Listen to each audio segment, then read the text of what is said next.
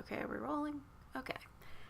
Uh, Forgive me if I'm a little out of breath. I biked to the theater and back because I'm an insane person. And before we start, I should just point out that if you get motion sick really easily, don't go see this movie. I got so motion sick during it, and as much as I'd like to say that the motion sickness was the scariest part of this movie, I am not that brave, and this film actually scared me a lot, but I'm just, I'm gonna work through it, and I'm going to tell you everything about it, because that's what we're here to do.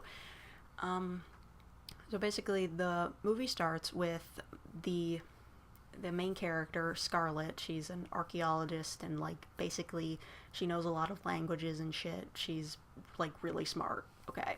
So she goes to Iran and she's looking for like a Rosetta Stone-ish thing, and the place that it's in is like coincidentally being demolished at the exact same time that she's trying to see it.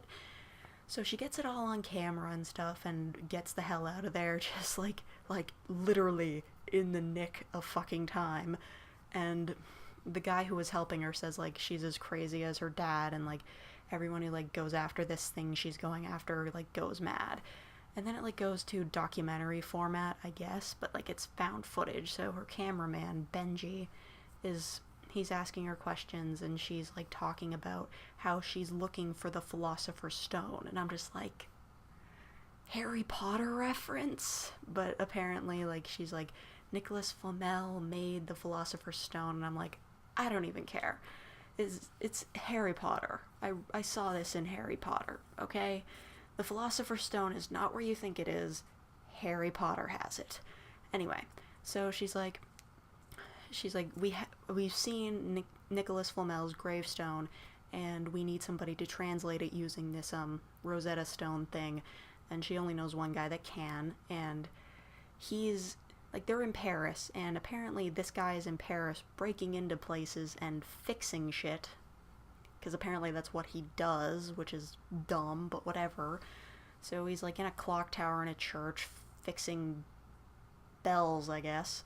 And she's like, I need you to translate this, and he's like, no. But then she says she found the Rosetta Stone thing, and like he's like, okay.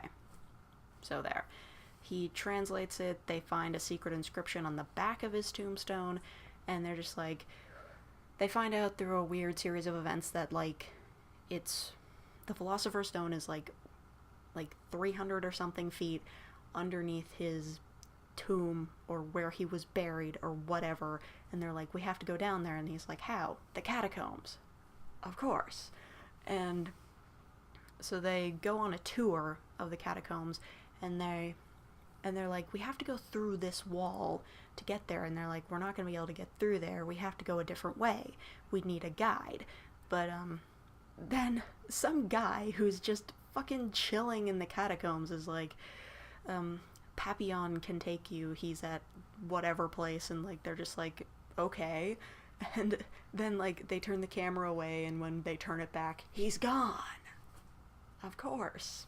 So they find the guy, and they convince him to like take them down there, because they say that there's treasure, and there actually is. And so they meet like his crew, this guy and this girl, and they go to like this secret tunnel, and they're like, we gotta like hurry because if the cops catch us, we're kind of fucked. But the Papillon guy, he gets tackled by, I think it was a cop, but they manage to get away, and they get into the catacombs, and or like not the catacombs, like outer catacombs, who cares. And they see like a group of like crazy choir people just singing down there. I don't know, it didn't really factor into anything. And they see like a way in, and Papillon's like, this is the way we have to go. But they see like another tunnel that's like pretty obvious, and he's just like, we can't go down there because my friend who lived down here went down that tunnel and we never saw him again. So they go the claustrophobic way, full of human bones and like skulls and shit. So yeah. So after a few claustrophobia scares, they end up in an like the way they came collapses because reasons, and they end up in an area that's like exactly the one they just came from, and like the Papillon guy, he like sprayed his graffiti tag when they came in, and then they see it again in the area they're in. He's like, I've never been here before, and they're just like, whatever. So they find like a mirror version of the tunnel that they didn't go into, but it's the only way they can go. So they're just like, we'll just go this way, and they do. So they go that way, and oh yeah, they hear a telephone ringing, and I was like, what the fuck? But they hear a telephone ring, and then they go down a passageway, and they see a piano there, and the translator guy from earlier, he said, like, I had a piano just like this. I used to play it all the time with my brother, and, like, the A4 key was messed up, and he touches the A4 key, and, like, it's the same thing, so there you go. And they still hear the phone ringing, so they go over, and there's a fucking phone on a table there, and I'm just like, why? So, like, Scarlet picks up the phone, and, like, there's just some voice talking. I couldn't really hear what it was saying, and she's just like, what? And then she hangs up the phone, and she's scared. So then they turn around, and they see this guy, and it's the guy that Papillon said disappeared. And he's like, do you want to know the way out? And they're like, yeah. And he's like, the only way out is down. I'm like, you're following this guy? Really? And so they follow him, they go down a bunch of things. Benji, the cameraman, gets injured, and they just bandage up his hands, like, whatever. So then they keep moving, and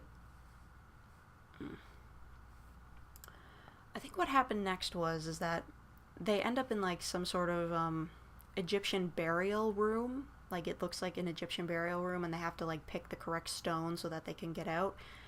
And they succeed, so they keep going. And they come into, like, this room with, like, a Templar, like, a guy in, like, Templar armor, perfectly preserved for, like, 700 years. And I'm just like, holy shit. So that proves that the Philosopher's Stone is real and shit. And they go through, like, a secret underwater passage, and then they end up in the treasure room, and they find the Philosopher's Stone. Hella. But, like, the guys that were there just for the treasure, they break open a gate that was leading to more treasure, and that causes the ceiling to collapse, and they all fall down, like, through a hole. And yeah, what do you expect? So they end up down there, but they get injured, but they have the Philosopher's Stone, which can heal shit, apparently. So, like, Scarlet uses it to heal the people that got injured, and they keep moving, and they see a door, like, on the roof, and they're just like, as above, so below, because they had to get the title in there somehow. So they see, like, there's a roof on the ceiling, so there's a roof on the ground too. So I'm an idiot. There's a door on the ceiling, so there's a door on the ground too. Okay. And they go through the door, and they're in, like, the upside down version of the room they were just in. And then, like, they get back to the Templar room, and, like, the Templar's all kind of fucked up now, and he's not wearing the same clothes, but whatever. And they see, like, the guy who had disappeared. I think his name was Mole. He was the guy that went missing. And they walk towards him, and he's all, like, and creepy and shit. And then, like, the girl, the French girl, she walks towards him, and she's like, it's okay, it's me. And then he just freaking grabs her and smashes the shit out of her head on the pavement, and he just vanishes. And she dies because the stone can't bring people back to life. And they freak out. Papillon freaks out. It's all very sad. And they're just like, we have to keep moving. And they go through basically everything they did, just like it's a mirrored version, I guess. I don't know. And they start going down, like, another hole that they went through before, and Benji, like, I don't really know what happened. He got attacked by some lady up at the top, because, like, he hadn't gone down yet, and he falls down the hole, and he's dead. And Scarlet is freaked out, but they're just like, we gotta keep moving. So there's, like, 4 of them left at this point. We've still got 4 people. So they keep walking, and they come across, like, you can hear, like, a burning sound, and you see, like, a burning car with a kid in it, and he looks at like Papillon and he's just like, it wasn't my fault, and then he drags him into the car, and then like he gets dragged into the car, and then he gets dragged underground, and he gets buried alive, and he's dead. And that sucked because he was my favorite character, because he was basically like PewDiePie faking a French accent. Just saying. So now we have 3 people left. Good job.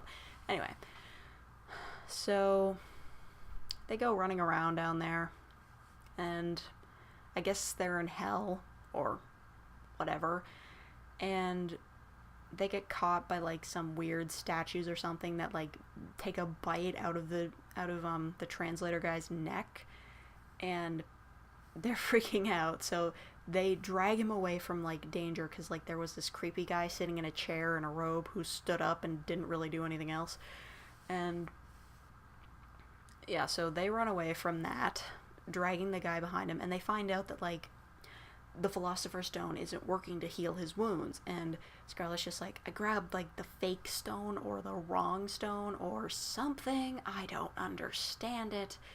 And she's just like, she says to the one guy that's left, she's like, just stay with him and like keep pressure on his wounds. And so she goes running back to where they were so that she can put the stone back, and she runs across like her dad who committed suicide. And yeah, so she's kind of freaked out, but she keeps going and she puts it back, and then she tries to find the real stone, but like she wipes off like a piece of glass or whatever, and it just shows her reflection. So I guess she's the Philosopher's Stone. I don't know, they didn't really explain it.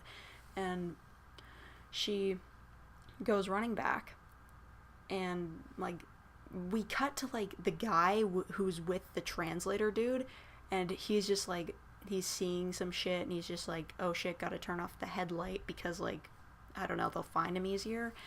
And I give him props for this, because he does actually like drag the injured guy away from the danger instead of just ditching him and running, which is totally what I would have done because I'm a complete pussy. But I gotta give him props. He didn't abandon him.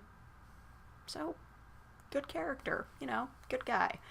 And so basically, Scarlett finds him again. She gives the translator guy the kiss of life, because I guess they had a romance through the movie. And yeah, he's brought back, and they start running back to where they were or something, and they eventually end up in like this place.